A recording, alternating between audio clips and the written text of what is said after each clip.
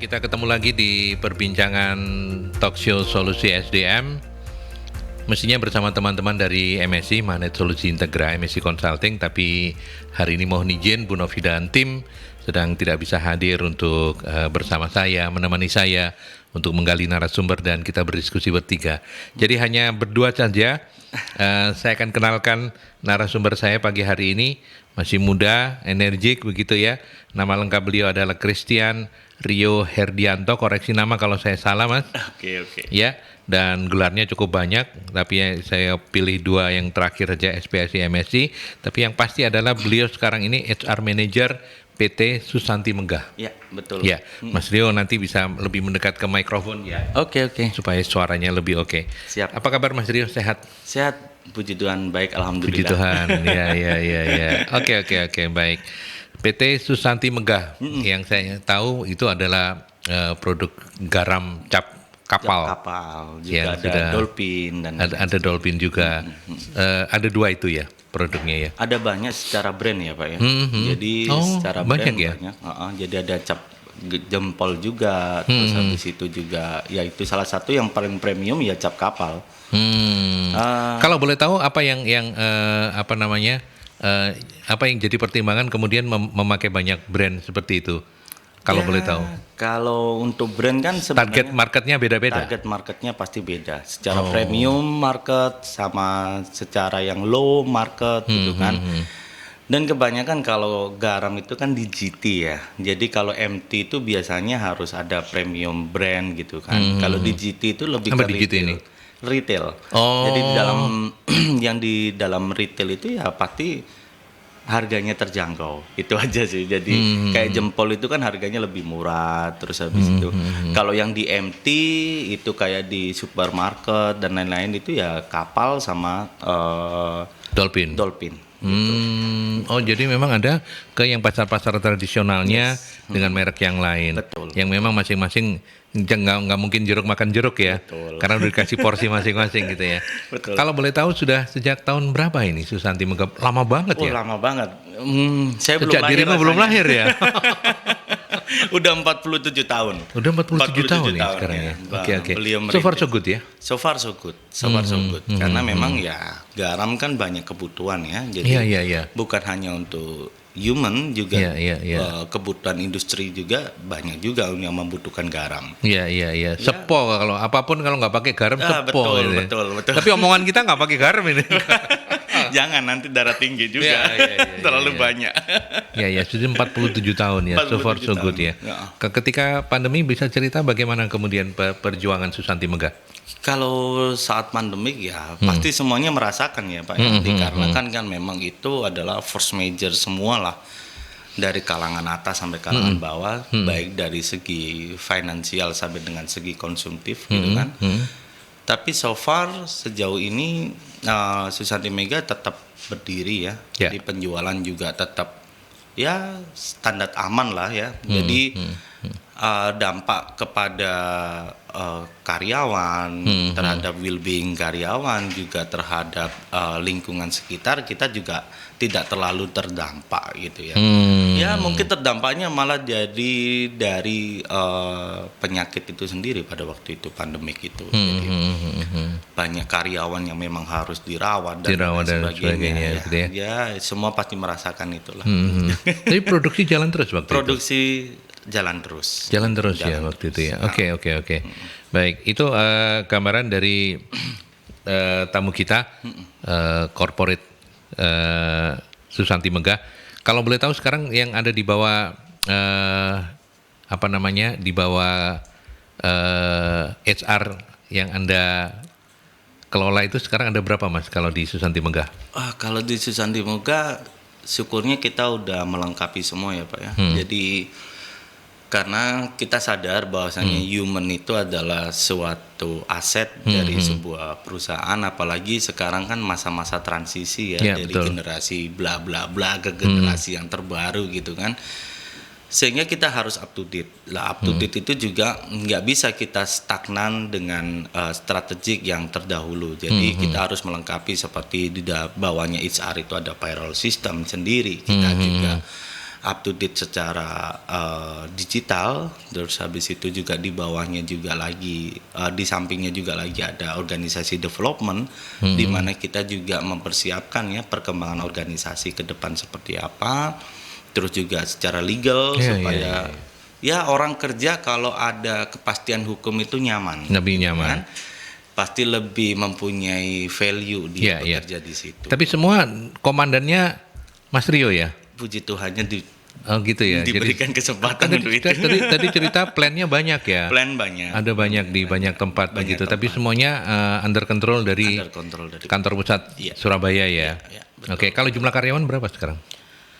1.400 totally ya. Totally. Oke, berarti plan itu ada di Surabaya. Balaraja itu ada di gitu. Balaraja itu di mana? Di Demak. Di Banten. Di Banten. Terus habis itu di Kupang juga. Di Gresik ada, di Kupang Surabaya, ada. Gitu. Oke, berarti keliling-keliling terus ya. Luar biasa. Oke. Baik. Kita mulai perbincangan kita hari ini, sahabat Merkuri. Topik kita adalah mengoptimalkan efektivitas kerja melalui analisis beban kerja. Ya, kalau Anda mau sharing-sharing nanti dengan Mas Rio, silakan di 031 562 0096 atau 567 9696 atau juga melalui WhatsApp boleh di 081 730 0096. Kita mulai saja dari per definisinya, analisis beban kerja. Apa yang dimaksud dengan analisis beban kerja, Mas Rio? Oke, secara teoretikal dulu ya. Banyak orang ngomong itu suatu metode manajemen ya, di mana untuk mengukur mengukur beban kerja karyawan supaya menghasilkan komposisi karyawan yang sesuai gitu kan, secara efektif dan efisien. Itu secara teoretikal kalau kita belajar psikologi organisasi, kita belajar MSDM ya. Tapi kalau secara perkembangan saat ini adalah bagaimana kita bisa melihat bahwasanya beban kerja ini berpengaruh terhadap well-being atau kesejahteraan pekerja itu sendiri. Jadi ya rata-rata kita harus sadar dulu ya, kalau karyawan itu atau employee kesejahteraannya tercapai, dapat gitu kan, pasti kita kasih challenge, kita kasih pengembangan, kita kasih apapun, mereka juga akan welcome gitu kan. Sehingga kita penuhin dulu need-nya gitu kan, kebutuhan mereka apa secara dasar gitu sih. Gitu. Ya. Nah kalau sebelum saya melanjutkan pertanyaan sahabat Merkuri, kalau misalnya Anda ingin tidak saja ingin mendengarkan perbincangan kami melalui suara, silakan untuk mengakses streaming kami ya di mercuryfm.id ya, website kami di mercuryfm.id. Di situ Anda akan bisa melihat, oh ini toh Mas Rio yang ganteng itu. Nah, keren ya. Jadi ada TV-nya Mercury lah ya. Ada di website mercuryfm.id, silakan di sana. Oke, Mas Rio. Jadi kalau misalnya orang bilang jadi analisis beban kerja itu. Nah, itu kenapa itu penting buat perusahaan? Apa jawabannya, Mas Rio? Yang pertama adalah perusahaan bisa tahu ya. Jadi secara budgeting cost labor gitu kan, labor cost-nya itu memang kita keluarkan kepada orang-orang yang tepat ya. Terus habis itu kita juga bisa menghitung kebutuhan manpower sebenarnya butuhnya berapa. Gitu kan. Ya, organisasi itu selalu lupa dengan hal itu. Padahal kita penting untuk melihat itu supaya target kita juga tercapai kan. Karena target itu jangan sampai tidak tercapai karena manpowernya kurang. Jadi orangnya banyak yang stres atau banyak yang jobless tapi absen doang nih gitu kan. Absen doang terus dia nggak ngerti gitu kan apa yang mereka harus kerjakan. Lah padahal dasar dari orang nggak ngerti apa yang dia kerjakan itu adalah dasar di mana tingkat stresnya dia, tingkat untuk menjadi not good dalam habit gitu kan, itu akan muncul, gitu kan. Nah tapi kalau sebaliknya, kalau orang juga stressful gitu kan, demand-demandnya itu yang mereka butuhkan juga akan kacau gitu kan. Sehingga secara psikologi measure-nya itu juga berpengaruh banget gitu kan. Lah otomatis pencapaian target untuk perusahaan itu akan terkendala. Gitu. Oke. Simple sih Pak. Simple ya.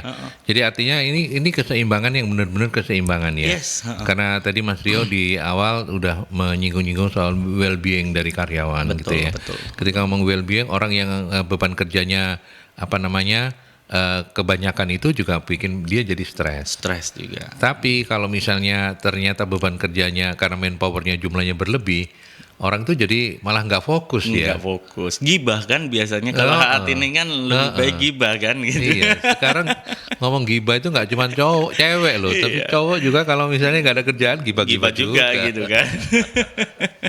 Ya, artinya memang topik kita hari ini itu mengajak sahabat-sahabat Merkuri mulai berpikir, apalagi Anda yang HR gitu ya, yang masih jadi juniornya Mas Rio gitu, mulai berpikir bahwa apakah di perusahaan Anda sudah menggunakan analisis beban kerja ini. Yes. Sesuatu yang sebenarnya bukan baru sama sekali ya. Itu udah lama sih sebenarnya. Udah lama ya. Oke. Udah lama banget. Dan sepanjang yang Anda tahu bagaimana perusahaan-perusahaan, apakah sudah mulai banyak yang kemudian menggunakan ini sebagai salah satu alat ukur gitu ya? Yes. Sebenarnya perubahan perusahaan dalam menjadikan metode ini adalah menjadi pilihan utama untuk manajemen people ya. Itu yang saya kerasa banget adalah pada waktu setelah pandemik. Setelah pandemi? Yes. Pada waktu sebelum pandemik mereka nggak sadar gitu kan, banyak yang terbuai gitu kan. Pada waktu setelah pandemik ini kan semua mulai pinter menghitung kan Pak. Iya. Mulai dari semua orang lah ya, semua lini, bahkan saya juga pinter menghitung akhirnya kan gitu kan. Kita takut akan adanya force major lagi gitu kan, akan adanya pandemi lagi gitu kan. Nah sehingga pengusaha-pengusaha ini udah mulai sadar gitu kan, bahasanya workload ini atau beban kerja ini sangatlah penting gitu kan. Karena bagaimana dengan totally karyawan yang ada gitu kan, kita bisa mencapai target yang semaksimal mungkin gitu kan. Dan jangan lupa double E itu kan penting ya, efisien dan efisiensi gitu kan. Efektif dan efisiensi gitu kan. Nah bagaimana kita bisa ngomong no efektif gitu kan, kalau orang Jawa gitu kan, ya apa kalau iso jalan, orangnya nggak ngerti gitu kan apa yang harus dikerjakan. Nah, kalau efisien itu bagaimana kita sadar bahwasanya satu human itu juga memiliki banyak talenta gitu kan. Nggak harus orang itu hanya admin gitu kan. Lah sedangkan di balik sebuah kebutuhan talenta itu juga ada banyak pekerjaan tambahan. Lah bagaimana human itu atau employee bisa menyelesaikan pekerjaan tambahan itu. Ya kita kan kadang jadi pimpinan lupa banyak kerjaan tambahannya daripada job desk aslinya kan gitu kan. Tapi bisa jadi pekerjaan tambahan itu menjadi tuntutan tersendiri. Gitu kan. Tapi itu pun juga nggak benar ya sebetulnya ya. Kalau misalnya ya pastinya nggak benar itu gitu. Ya. Jadi orang itu pokoknya harus seimbang lah semuanya ya. Analisis beban kerja ini mengajarkan kepada kita semua, terutama teman-teman HR, untuk melihat bahwa beban kerja itu memang kenapa harus dianalisis, karena kalau dia overload itu nggak oke, dia kurang juga nggak oke juga gitu ya. Nanti kita akan bahas juga dimulai dari mana kemudian melakukan analisis beban kerja, tapi sebelum itu kita break dulu ya Mas. Kita ke iklan dulu.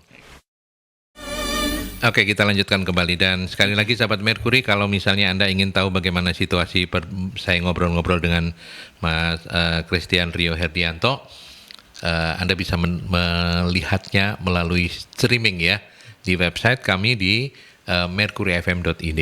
Nah, di sana nanti Anda akan lihat, oh ini Thomas Rio gitu ya. Mau dipamer-pamerin. Oke, baik. Tadi kita sudah ngobrol tentang ini ya Mas Rio, topik kita hari ini analisis beban kerja begitu ya. Mengoptimalkan efektivitas kerja melalui analisis beban kerja, dan kita sudah juga diajak oleh Mas Rio melihat bagaimana pentingnya. Dan kemudian kalau misalnya ternyata penting banget. Nah, ketika kita ingin memulai melakukan analisis beban kerja ini secara efektif, langkah-langkahnya seperti apa Mas Rio? Ya, kalau langkah-langkahnya sebenarnya simple ya, seperti kita kehidupan sehari-hari aja sih Pak. Gitu. Jadi, ya. Kalau analisa beban kerja itu biasanya ibu-ibu yang lebih pintar gitu kan. Waduh, kalau saya mau masak hari ini, masak sup itu jam segini nutut nggak ya? Lah itu kan, jadi harus belanja, harus apa, nah itu. Ya kalau di perusahaan malah lebih simpelnya lagi, tapi banyak yang tidak aware gitu kan. Yaitu tahapan pertama adalah collect data. Collect data. Apa sih yang dikerjakan Rio ini sebenarnya gitu kan. Nah jangan lupa nih, Rio kerja selama 1 minggu itu reportnya mana kan gitu kan. Terus dia bisa menghasilkan berapa reporting dalam 1 minggu gitu, misal seperti itu. Terus yang kedua adalah secara struktural ya. Jadi kita harus lihat nih, jabatan Rio apa gitu kan. Kenapa sih harus ada manajer gitu kan? Kenapa nggak supervisor aja, kan lebih hemat Beb gitu kan, kalau orang ngomong kan gitu kan. Nah tapi apa yang dihasilkan oleh Rio gitu kan. Terus yang ketiga yang pastinya adalah observasi ya. Jadi observasi dalam artian di sini adalah physical. Jadi bagaimana orang itu kita pengamatan gitu kan. Terus habis itu dalam pekerjaannya dia harus seperti apa gitu kan. Apakah dia mampu gitu kan. Ya hal-hal seperti ini, tahapan-tahapan ini sebenarnya kan simple banget ya Pak. Cuman menjalankannya itulah yang butuh effort gitu kan. Siapa sih yang mau ngamatin orang kerja gitu kan, kalau bukan pimpinannya sendiri kan. Ya jadi salah satu contoh yang selalu saya amatin adalah bagaimana teman-teman anak saya lah ya di HR, bagaimana cara dia untuk interview gitu kan. Caranya dia menanyakan gitu kan, apakah dia sudah menyiapkan yang namanya guidance interview gitu kan, apakah dia sudah menguasai soal job title yang akan dia hire gitu kan. Hal-hal seperti itu amatan ya. Pada waktu mereka kurang mampu di situ, otomatis ya itulah yang menjadi beban kerja itu tercapai atau tidaknya. Jadi seperti itu. Nah, kalau misalnya saya membayangkan Mas Rio, kalau misalnya untuk job desk yang mengukur pencapaiannya mudah, misalnya kayak marketing, kayak sales gitu kan, itu oke. Tapi bagaimana dengan beban kerja untuk yang admin, yang keuangan itu? Ukurannya mengukurnya seperti apa ya? Oh ini nggak overload ini, oh ini pas ini, oh ini kurang nih. Betul. Gimana Mas Rio? Salah satu contohnya adalah kita harus menggunakan yang namanya time ya, jadi waktu. Bagaimana dia mengerjakan suatu administrasi itu butuh berapa lama gitu kan? Misal membuat suatu laporan harian produksi, gitu kan? Bikin laporan harian produksi ini kan ada beberapa orang yang bisa cepat, ada beberapa orang yang tidak bisa cepat. Nah, kita harus ngelihat nih, nggak bisa cepatnya karena apa? Ya kan? Dan bisa cepatnya juga karena apa? Jangan sampai tuh fake data gitu kan. Nah, ternyata dia ngasal aja kan gitu kan. Nah, kita harus ngukur juga Pak. Jadi kita harus punya standarisasi sendiri gitu kan. Kita harus bikin kompetensi sendiri. Itu makanya pentingnya banget dalam ngomongin workload ini. Dasarnya itu kita paham nggak soal kompetensi gitu kan. Jangan sampai kita nggak paham nih, yang seharusnya yang bisa dibilang bapak manajer itu seperti apa sih gitu kan, harus memunculkan apa sih kan gitu kan. Jangan sampai title doang nih manajer, pekerjaan admin gitu kan. Lah ya pasti kalau diukur job load-nya ya nggak ada load-loadnya sama sekali gitu kan. Nah itu jadi seperti itu sih. Jadi semuanya bisa terukur ya. Tapi memang ada nggak alat bantu gitu misalnya? Ada ya. Ada. Dalam perkembangan saat ini dalam dunia pendidikan pun juga banyak kita bisa temuin gitu kan. Bagaimana kuesioner itu sudah diciptakan. Jadi seperti kuesionernya Kuhlman gitu kan. Kuhlman tahun 2009 itu masih bisa dipakai ya kalau masih reliable ya. Atau kita sendiri create gitu kan. Create sendiri gitu kan. Jadi turunannya itu pasti dari target kerja gitu kan. Target kerja turunannya ke beban kerja gitu aja. Iya. Kalau di Susanti sudah pasti menggunakan itu ya. Sudah. Susanti Mega udah. Iya. Nah, ketika bicara soal di awal-awal dulu Mas Rio, untuk menerapkan analisis beban kerja, apa saja hambatan, tantangan-tantangan yang seringkali muncul itu, lebih dari faktornya apa saja gitu? Wah, kalau tantangannya sih luar biasa ya Pak ya. Tantangannya itu dari mana? Dari kanan kiri, atas bawah juga banyak banget. Karena siapa sih yang mau diukur kan gitu kan? Kalau bisa nggak kelihatan kerja santai kan lebih enak bos gitu kan. Daripada tahu nih kalau kita kerjanya santai malah nanti ditambah kan gitu kan. Jadi yang bisa saya bilang adalah tantangan paling berat adalah bagaimana kita menyadarkan employee ini bahwasanya mereka adalah pekerja yang baik gitu kan. Oke. Untuk mengembalikan mindset mereka untuk menjadi pekerja yang baik. Karena defense dari orang itu lebih kuat daripada lingkungannya. Dan nantinya bisa kebalik, lingkungan juga bisa lebih kuat daripada orangnya kan gitu. Tergantung berapa nih dominasi orang yang memang belum sadar akan artinya efisiensi kerja dan efektivitas kerja gitu kan. Kalau kita di Susanti Mega punya 1.400 karyawan nih, 800-nya nggak sadar soal itu, perangnya sama psikologis humannya gitu kan. Tapi kalau mereka sadar tapi nggak ngerti caranya, itu yang lebih mudah. Kita bisa ngelakuin training, kita bisa ngelakuin studi banding misal gitu kan. Kita juga bisa ngajarin secara job review dan lain-lain sebagainya. Jadi seperti itu sih Pak. Nah, jadi tantangan paling berat itu bagaimana kita ngerubah orang gitu kan. Iya. Ngerubah orang. Zona nyaman ya berarti. Zona nyaman, comfort zone-nya itu yang jadi betul, tantangan. Comfort zone dan comfort zone, dan kadang kala saya sendiri pun kadang lupa kalau habis hari Minggu gitu, hari Senin itu hari kerja gitu kan. Jadi malesnya lah dalam artian di sini itu malesnya. Oke, gitu kan. Nah, itu yang efeknya nanti akan jadi prokrastinasi. Jadi prokrastinasi itu bisa jadi bias dalam job load, workload gitu kan. Sebenarnya itu bukan load kerja, bukan beban kerja, tapi menunda pekerjaan. Menunda pekerjaannya yang akhirnya jadi beban kerja. Jadi beban kerja karena numpuk-numpuk di belakang. Betul gitu kan. Jadi numpuk-numpuk di belakang, terus akhirnya jadi beban kerja dan jadi beban teman akhirnya kan kayak gitu kan. Jadi beban dari departemen lain, beban dari struktural yang lain, jadi seperti itu. Ya, gitu. Mas Rio, saya membayangkan juga bahwa masing-masing orang itu, tadi Mas Rio juga sempat menyinggung ya, masing-masing orang itu kan kecepatannya beda-beda gitu ya, dalam hal menyelesaikan pekerjaan ya, bukan yang lain-lain. Nah, bagaimana kemudian analisis beban kerja ini melihat bahwa orang-orang yang cenderung lambat itu apa yang kepada mereka ini apa treatment yang ini? Apakah itu juga masuk tantangan ya? Ya, tantangan seorang HR yang benar itu ya itu. Itu ya. Artinya wah, iki kalau misalnya sesuai hitungannya HR selesai nggak sampai sejam. Tapi kalau anak ini kok bisa 1,5-2 jam ya? Gitu kira-kira kayak gitu. Betul. Nah, gimana itu? Kalau ada situasi seperti itu? Ada, banyak sekali gitu kan. Jadi kita HR itu harus mengetahui bagaimana kadangkala perform seseorang itu akan turun, bagaimana perform seseorang itu lagi baik-baiknya nih, bagaimana perform seseorang itu lagi kenceng-kenceng sekali gitu kan. Jadi yang pasti kalau bagi yang ketertinggalan seperti itu ya, jadi kurang ya dalam penyelesaian atau target waktu, otomatis kita harus menggunakan suatu metode lagi, yaitu yaitu mungkin kita harus latih lagi gitu kan. Bagaimana, apakah ada yang salah? Jadi bukan siapa yang salah, tapi apa yang salah kan gitu kan.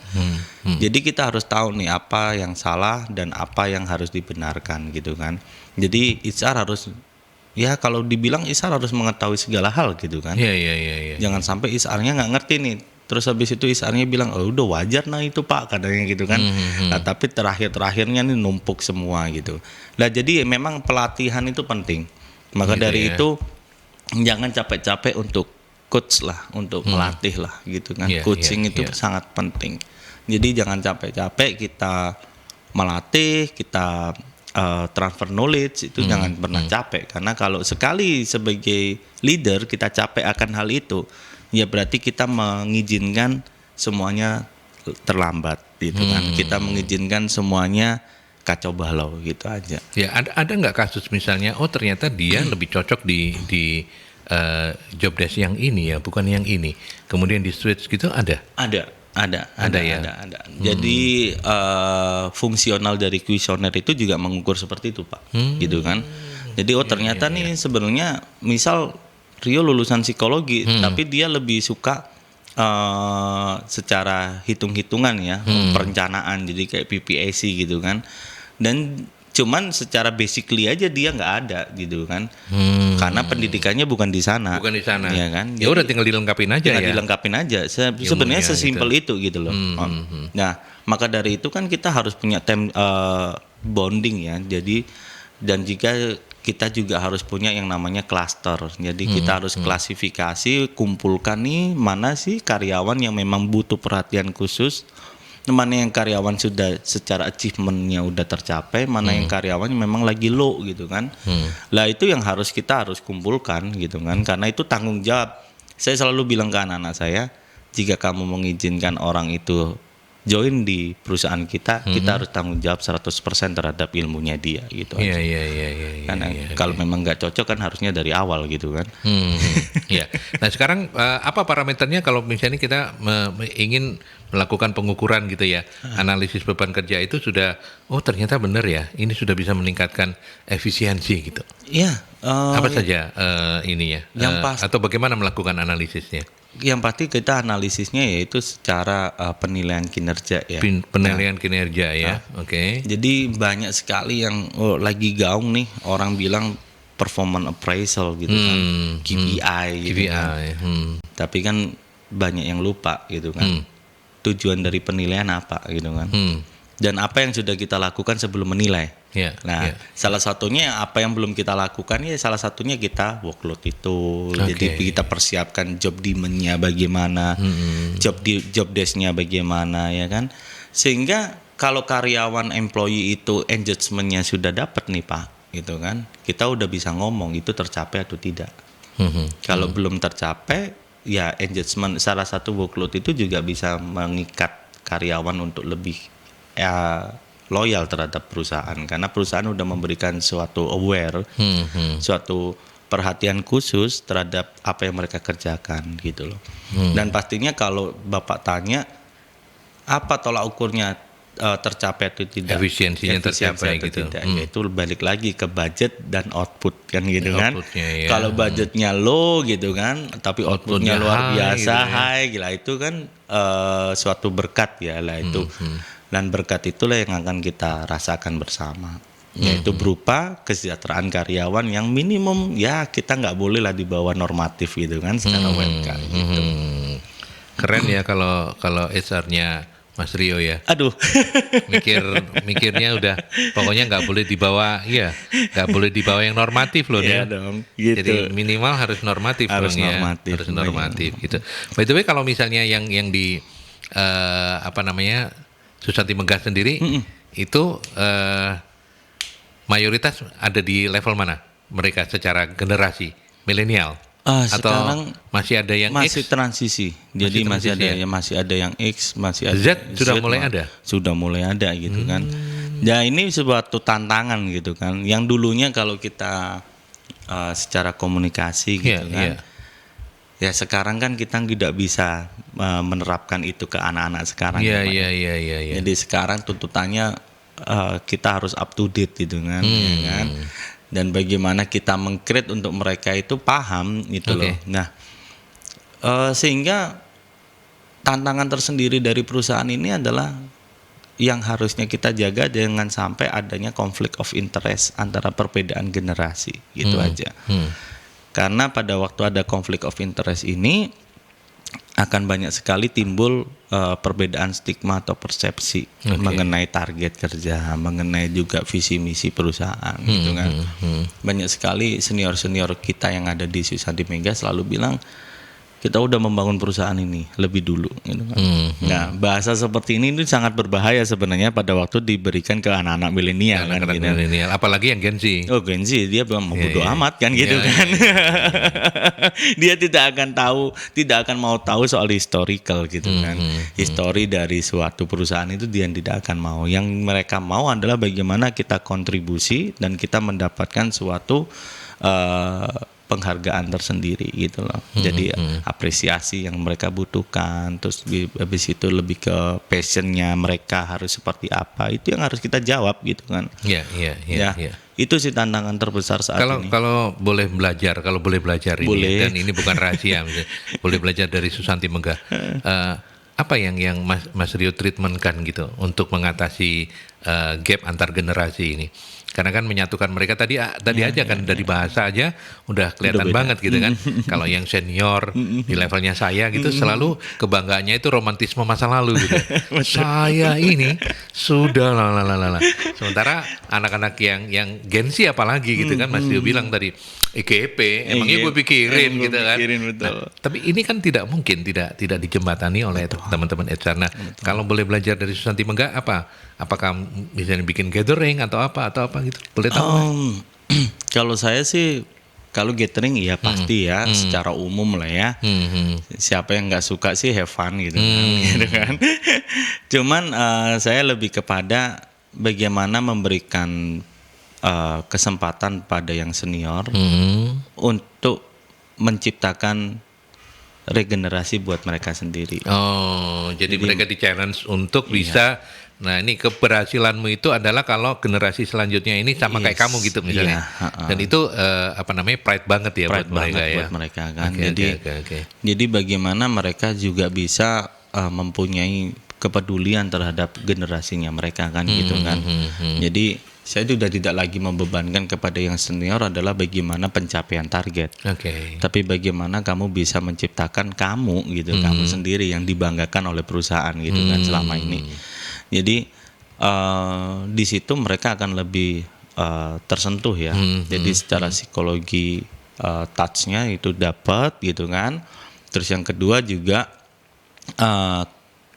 kepedulian sesama gitu kan. Kepedulian dan keterbukaan gitu. Jadi memang harus terbuka dulu sih Pak. Iya gitu. sih. Kalau udah Iya, defend blocking, aduh susah gitu kan. Susah ya. Ini apaan sih anak muda gitu kan, tahu apa gitu kan. Ya, tapi kan nggak boleh seperti itu karena semua akan ada masanya gitu. Iya. Setiap orang ada masanya, setiap masa ada orangnya. Iya, gitu. betul. Nah, itu yang harus ditanamkan ya. Harus ditanamkan. Nggak ada juara yang terus-terusan gitu. Betul sekali. Oke, baik. Terima kasih sudah berkenan untuk berbagi. Tapi kita masih punya satu sesi untuk termasuk juga ini ada pertanyaan dari sahabat Merkuri ya. Ada Pak Bambang, ada Mbak Nia. Nanti kita jawab. Tapi kita beri ke iklan dulu ya, Mas ya. Oke, siap. Oke, kita lanjutkan kembali. Terima kasih untuk teman-temannya Mas Rio ya, yang bisa menyaksikan, tidak hanya mendengarkan saja, tapi bisa menyaksikan. Betul. Sayang memang talk show kita nggak pakai gaya ya. Kayak podcast dong. Tapi boleh kok, boleh. Boleh. Oke, Mas Rio, kita menjawab pertanyaan-pertanyaan ya. Ada Mbak Nia ini. Mbak Nia, terima kasih sudah berkenan mampir di talk show Solusi SDM pagi ini. Dari yang disampaikan Mas Rio tadi, selama employee need terpenuhi, maka beban yang diberikan akan terselesaikan baik.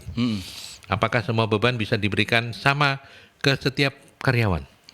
Oke, dari Bu siapa? Mbak Nia, dari Mbak Nia. Pertanyaan bagus ya. Jadi makasih Mbak Nia. Jangan lupa semua orang itu pasti punya kompetensi ya. Ya. Dan kompetensi itu butuh waktu untuk kita create. Jadi jawabannya adalah beban kerja itu tidak bisa kita bebankan ke semua orang. Oke. Ya, harus kita lihat dari kompetensinya. Juga kita harus sadar balik lagi sebelum ngasih beban kerja itu apa yang kita lakukan. Kan tadi saya bilang jangan sampai ini merintah doang gitu kan. Tapi kita nggak pernah ngelatih gitu kan. Kita nggak mengajarkan basicnya gitu kan. Nah, selalu kita berpandangan itu kalau orang yang experience itu udah pasti bisa mencapai. Padahal saya balik lagi tadi, experience boleh sama, boleh besar, tapi lingkungan pasti beda. Ya kan, budayanya PTA dengan PTB juga beda kan Pak, gitu betul, kan. Jadi itu. Jadi itu ya. Artinya tetap harus memperhitungkan bagaimana kemampuan karyawan itu. Iya, betul. Makanya kemudian ada analisis beban kerja Iya, itu. betul. Supaya nggak salah kasih beban ke orang gitu ya. Betul. Karena kan bukan cuma orangnya, perusahaan juga rugi kan ya. Juga rugi gitu kan. Udah orangnya terbebani dalam hidupnya gitu kan. Perusahaan juga terbebani dengan orangnya kan gitu. Iya. Oh, perusahaan terbebani dengan orangnya. Oke, itu bahasa yang keren itu. Oke, Pak Bambang sekarang. Halo Pak Bambang, selamat pagi ya. Terima kasih sudah berkenan mampir. Cara sederhana apa yang bisa diterapkan untuk analisis beban kerja itu sudah mencapai hasil yang maksimal? Oke, cara paling sederhana adalah kita melakukan observasi ya terhadap setiap lini kita bawahan, gitu kan. yaitu salah satunya juga secara aware gitu kan, kepeduliannya kita bagaimana, dan kemudian yang adalah yang paling sederhana lagi, kita harus tahu sebelum bikin job desk, job demand kita apa. Kadang-kadang kan lucunya itu karena ada ISO job desk-nya perusahaan lain di copy paste nih di perusahaan kita. Padahal gitu kan. itu nggak Relevan ya, gitu nggak kan. relevan. Nah, atau kadang-kadang kita lupa job desk tahun 2019 masih dipakai di tahun 2024. Padahal orangnya juga beda juga kan gitu kan. Nah, itu simple sebenarnya Pak. Yang penting ngukur beban kerja itu kita harus tahu targetnya, kita juga harus tahu create desainnya, job design, jadi seperti apa itu kan. Terus pencapaiannya seperti apa, kompetensi karyawan kita seperti apa. Jadi kalau saya kan selalu bilang kompetensi harus update gitu kan, supaya ada kamus kompetensi gitu kan. Jangan sampai level supervisor sudah disalip nih kompetensinya sama staf yang di luaran. Kita nggak tahu loh dunia pendidikan itu kencengnya kayak apa ngajarin kompetensi kan. Pada waktu kita udah masuk di perusahaan lupa gitu kan. Kalau di luaran itu banyak yang lebih kompeten gitu. Ya. Apakah boleh kalau saya mengatakan analisis beban kerja ini akan membantu perusahaan untuk terhindar dari konflik-konflik antar karyawan yang tidak perlu? Bisa jadi, cuman persentasenya sangat kecil ya. Sangat kecil ya. Sangat kecil. Yang pastinya adalah kita bisa tahu komposisi manpower kita, gitu aja. Jadi manpower itu komposisinya apa sih? Dalam satu bungkus Indomie itu harus ada apa sih gitu kan? Harus ada mie instan itu apa? Terus garam itu komposisinya apa kita? Seperti itulah Pak. Jadi poinnya. Jadi kita juga harus tahu kalau kita mau pencapaian target 1 triliun gitu kan dalam 1 tahun, kita harus tahu dong komposisi orang-orang seperti apa yang dibutuhkan kan untuk mencapai itu. Jangan sampai kita nggak mikirkan itu gitu kan, asal aja bikin target tapi orangnya stres semua. Targetnya nggak tercapai, yang ada resign gitu kan. Turnovernya tinggi. Iya. Bedol desa lagi gitu. Bedol desa lagi lah, itu yang paling menyakitkan. Maksudnya saya juga pengen tahu ya, apa yang sebaiknya dilakukan oleh HR, katakanlah misalnya untuk mengatasi, kan namanya juga perusahaan tuh banyak orang ya, masing-masing orang punya ini beda-beda, apalagi kalau sudah kubu-kubuan gitu ya. Iya benar. Kubu A menilai wah marketing itu gak kerja enak tok gini, sementara mungkin yang diproduksi bisa beda lagi ngomongnya gitu ya. Atau marketing ngelihat produksi ku sopo produknya elek-elek kain. Nah, bagaimana mengatasi ini? Yang pasti ya itu tadi Pak, kita harus adil dan merata ya. Adil dan merata ya. Adil dan merata dalam artian seperti ini ya, kita create job itu sesuai dengan target. Jadi setiap departemen itu harus mempunyai target yang sama secara planning terhadap target perusahaan. Jadi ibarat dalam pipa kabel itu kan di dalamnya banyak kabel nih, tapi muaranya kan sama, yaitu untuk mengaktifkan suatu perangkat kan gitu kan Pak. Nah itu sama, kabel-kabel yang di dalam pipa itu ibarat adalah departemen. Jadi jangan sampai satu kabelnya ngefong gitu kan. Ya pasti arusnya pasti akan nggak tercapai gitu kan, daya yang dibutuhkan oleh perangkat tersebut gitu. Jadi analoginya seperti itu sih. Ya. Oke. Ini ada Bu Aini. Selamat pagi Bu Aini. Terima kasih sudah berkenan mampir di Talkshow Solusi SDM. Ketika pihak perusahaan memberikan beban kerja berlapis, anak-anak Gen Z adalah pihak yang paling keras menyuarakan mental health. Ya, bagaimana Pak Rio menghadapi ini gitu katanya. Waduh itu ini ujian ini dari Bu Aini ini. Udah ujian banget kan Bu Aini. Sama Bu, saya juga seperti itu. Gitu ya. Saya juga menghadapi seperti dia karena fakta ya, itu fakta. Tidak terbantahkan. Tidak terbantahkan. Semua akan menyerukan anak-anak generasi sekarang ya. Mental healthy gitu kan, kita harus kuat gitu kan, harus diperhatikan psychology well-being, spiritual well-being, family well-being dan lain-lain sebagainya. Selalu mereka menyuarakan seperti itu. Ya tapi bagaimanapun juga ya, bagaimana cara pendekatan kita kan, bagaimana kan ada metodenya itu, bagaimana kita harus menyampaikan bahwasannya ini adalah beban kerja yang baik gitu kan. Ini tujuannya juga untuk pengembangan mereka. Dan kita juga harus ngasih definisi mental health itu seperti apa. Kalau orang nggak berkembang secara knowledge, itu mental health-nya juga terganggu, Pak. Gitu. Jadi kan mereka juga nggak bisa up to date kan. Nah, caranya kita mau up to date ya bagaimana ya? Kita harus challenge mereka untuk menerima gitu kan. Bahwasanya beban kerja ini dalam artian bukan suatu stigma yang negatif ya. Beban kerja ini adalah bagaimana untuk kita melatih untuk upgrade dan upgrade gitu kan. Ya itu aja sih. Ya, jadi artinya komunikasi ya. Komunikasi itu penting banget ya. Sangat penting komunikasi itu. Ya. Gitu. Dan apa namanya beban tambahannya untuk teman-teman Estat sekarang ya harus macak gengsi ya. Oh, harus macak gengsi. Harus punya TikTok tuh, Pak. Harus punya TikTok ya kan, harus update di Instagram kan gitu kan. Iya itu jadi tuntutan gitu ya. Kita harus tahu gitu kan. Supaya bisa, katanya kan nasihat terbaik itu kan diberikan oleh rekan sebaya gitu, peer groupnya gitu. Harus jadi peer groupnya anak-anak gengsi. Betul. Wah muda terus dong kalau begitu. Hati-hati kalau di rumah nanti istri yang cemburu. Ya. Siap. Oke, baik. Jadi itu untuk Bu Aini ya. Artinya ya mau nggak mau, suka nggak suka ya itu harus tidak berjarak, komunikasi. Betul. Ya. Betul. Dan kemudian menyadarkan mereka bahwa jangan dumeh itu ojo dumeh gengsi terus kemudian nggak bisa dikontrol ya nggak boleh juga gitu ya. Perusahaan tetap harus ada aturannya gitu ya kira-kira ya. Oke, nah sekarang yang belum kita bahas dari tadi itu kan tadi analisis beban kerja sudah dilakukan, mengkomunikasikan ini kepada orang-orang kepada karyawan itu nggak gampang juga ya. Harus ada seninya juga ya. Harus ada seninya. Karena kan tadi sudah dibilang bahwa menerapkan analisis beban kerja pasti akan berhadapan dengan zona nyaman. Iya, betul. Orang yang terusik zona nyamannya itu bisa macam-macam gitu. Wah, bahaya. Nah, bagaimana cara mengkomunikasikan hasil analisisnya? Mau nggak mau kan, kamu ternyata kurang ini, lebihmu ini.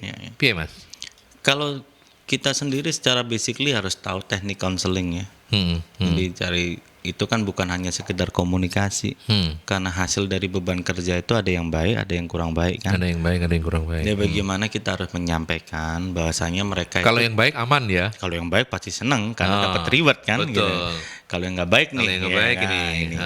Ya, jadi kalau pada waktu kalau nggak yang baik ataupun yang baik pun juga tetap harus menggunakan teknik counseling yang baik. Jadi di sini kan semua bisa tuh belajar bagaimana sih untuk mencapai, kalau orang psikologi ngomong AHA ya. Jadi orang bisa tahu sendiri tanpa kita harus sampaikan gitu. Oke, ini ya, ini memang kebutuhan saya. Oh iya, ini memang kekurangan saya. Lah itu tekniknya seperti apa? Gitu kan. Teknik-teknik seperti itu harus dikuasai dalam sisi leadership ya. Gitu loh. Makanya banyak sekali saya juga senang beberapa senior praktisi ini banyak sekali yang membuat pelatihan CNC, coach and counseling gitu kan. Banyak sekali yang memberikan secara gratis, secara berbayar atau apapun bagaimana kita bisa counseling karyawan, terus bagaimana kita manage orang-orang kita, how difficult people gitu kan, bagaimana kita memanage orang-orang yang sulit gitu kan. Nah itu banyak-banyak pelatihan seperti itu sangat membantu sebenarnya Pak. Tujuannya kan bagaimana kita menambah ilmu, menambah teknik, menambah trik lah ya, bagaimana kita komunikasi dengan baik gitu aja. Jadi memang harus ada upaya juga ya. Iya. Untuk itu. Dan Oke, kita sudah hampir sampai di bagian akhir. Oke. Apa rekomendasi, apa saran, apa tips dan triknya mungkin barangkali juga untuk kebetulan kalau misalnya talk show kita ini bukan tidak mungkin akan didengar oleh perusahaan-perusahaan yang mungkin HR-nya baru kebuka gitu ya. Belum se establish Susanti Megah misalnya. Oh iya ya, ternyata memang perlu ya. Oh iya ya ini. Apa saran-saran, apa tipsnya untuk para perusahaan-perusahaan atau teman-teman HR yang ingin menerapkan analisis beban kerja ini di perusahaannya? Ya, tipsnya adalah harus bersyukur karena Tuhan sudah memilih kita punya talenta sebagai HR. Ya, itu yang pertama Pak. Jangan sampai HR mah pusing gitu kan. Jangan sampai seperti itu. Jadi kita harus bersyukur dulu karena Tuhan sudah memberikan kita kesempatan untuk jadi orang HR. Terus yang kedua adalah tanamkan dalam diri kita sebagai HR bahwasanya human is different, human itu unik gitu kan. Jadi setiap manusia itu berbeda dan setiap manusia itu unik. Nah, otomatis sebagai HR harus mempunyai metodologi yang pas, yang saklek, yang mempunyai pakem lah ya, kalau saya bilang pakemnya seperti apa. Nah, itu salah satu tips. Nah, tips yang kedua adalah apa yang kita lakukan itu adalah untuk kesejahteraan bersama. Jadi harus manfaat gitu kan. Jangan sampai merugikan salah satu pihak. Itu aja sih. Jadi poinnya adalah itu, dan banyak-banyak ya kumpul dengan teman-teman senior HR, bagaimana kita komunikasi, bagaimana kita menambah ilmu, itu yang paling penting ya. Karena perubahan sekarang ini ya semua pasti merasakan lah, sangat cepat sekali gitu kan. Dengan adanya digital gitu kan, dengan adanya era-era perkembangan yang luar biasa dalam informasi, semua orang bisa tahu. Nggak semua harus lulusan tertentu itu harus baru bisa tahu mengenai beban kerja. Kita sekali ketik beban kerja di Google itu, udah lengkap Pak gitu kan. Tapi bagaimananya itu kan, how to-nya, bukan secara theoretical aja gitu. Itu sih Pak. Ya, karena bagaimanapun jam terbang ya. Kalau saya menyebutnya sebagai jam terbang itu tidak akan bisa mengalahkan apapun, jadi mesti belajar, mesti banyak menimba ilmu dari yang senior, terbuka untuk HR ya, untuk teman-teman HR. Mereka juga harus menerima banyak masukan, bergaul dengan komunitas yang pas gitu ya. Betul. Oke. Baik, dan kita akan segera akhiri diskusi ini Mas Rio dengan closing statement untuk menjawab atau dalam tarikan satu kalimat mengoptimalkan efektivitas kerja melalui analisis beban kerja. Apa yang harus diperhatikan, monggo? Yang diperhatikan adalah satu, kita harus sadar bahwasanya kita mempunyai target dalam hidup, dan target itu juga harus kita terapkan dalam dunia kerja. Gitu aja. Dan dalam pencapaian itu akan menjadi sebuah jawaban bagi well-being yang kita butuhkan atau kesejahteraan yang kita butuhkan. Itu aja sih. Oke, baik. Itu perbincangan saya di Talkshow Solusi SDM bersama Mas Christian Rio Herdianto, HR Manager PT Susanti Megah. Sehat-sehat terus. Terima kasih, sama-sama Sukses Bapak. karirnya. Amin. Sama-sama. Salam untuk istri dan anak di rumah ya. Terima kasih Pak. Semoga sukses selalu. Nggak dada dulu sama ya. Bye-bye dulu. Iya. Sama yang menontonnya. Betul. Oke. Baik, terima kasih banyak sudah menyimak perbincangan ini, sahabat-sahabat Merkuri. Kita ketemu dalam Talkshow Solusi SDM selanjutnya. Sampai jumpa.